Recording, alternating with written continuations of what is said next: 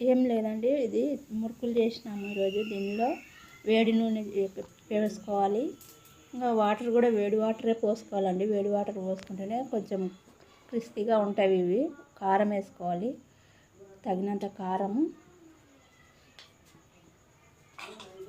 వేసుకుని దాంట్లో మళ్ళీ మనం కొంచెం ఉప్పు వేసుకోవాలి. మనకి టేస్ట్కి సరిపోయేంత ఉప్పు వేసి దాంట్లోనే కొద్దిగా పసుపు కూడా వేసుకొని, కొంచెం పసుపు, ఉప్పు, కారం 3 కలుపుకొని దాంట్లోనే ఇప్పుడు బాగా కలుపుకోవాలి. మొత్తం పిండికి పట్టేలా కలుపుకొని దాంట్లోనే వేడి ఆయిల్ పోసుకుంటేనే దాంట్లో టేస్ట్ వస్తుందండి.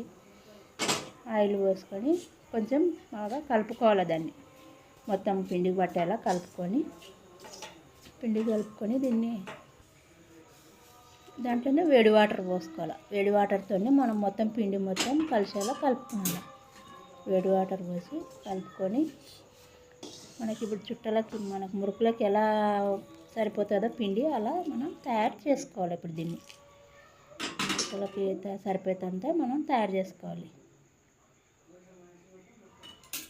ఇట్లా, ఎందుకంటే వేడిగా ఉంది కదా, చేయి పెడితే వేడి అవుతుందని నేనే కొంచెం చల్లారినాక చేయితో మళ్ళీ దాన్ని మనం రెడీ చేసుకోవచ్చు. అంతే,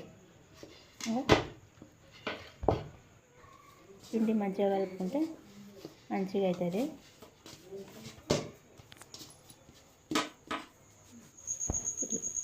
దీన్ని ఇప్పుడు మనం ఇలా తయారైన మురుకులు అలా క్రిస్పీగా ఇలా వస్తాయి.